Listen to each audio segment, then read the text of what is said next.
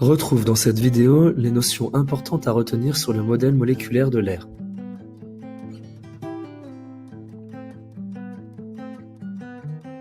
Revoyons ensemble les trois parties importantes du cours.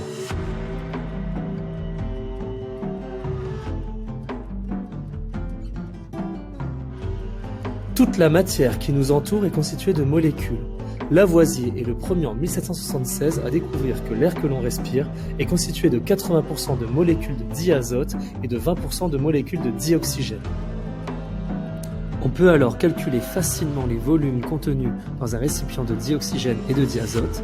Dans cet exemple, 20% multiplié par le volume de la bouteille donne 10 litres de dioxygène et 80% multiplié par le volume de la bouteille donne 40 litres de diazote.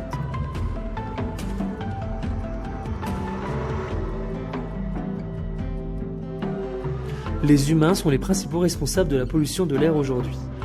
On distingue les polluants gazeux et particules fines des gaz à effet de serre. Les polluants gazeux et particules fines, eux, sont nocifs pour la santé lorsqu'on les respire.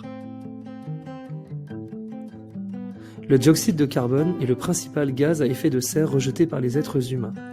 Il contribue à renforcer le réchauffement de notre atmosphère.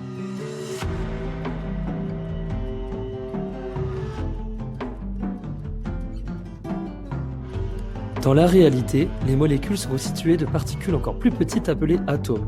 Lorsqu'ils sont liés entre eux, on obtient une molécule.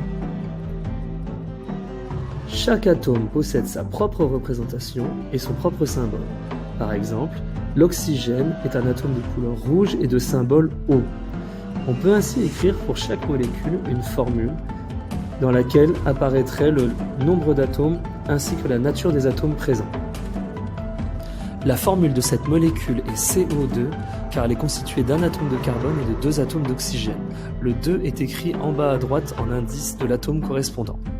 Cette molécule quant à elle a pour formule C4H10 car elle est constituée de 4 atomes de carbone et de 10 atomes d'hydrogène.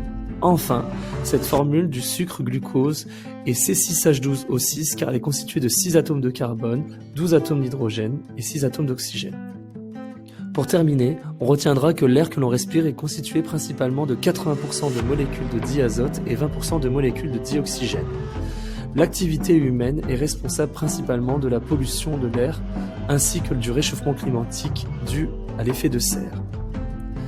Il existe plus petit que les molécules, les atomes.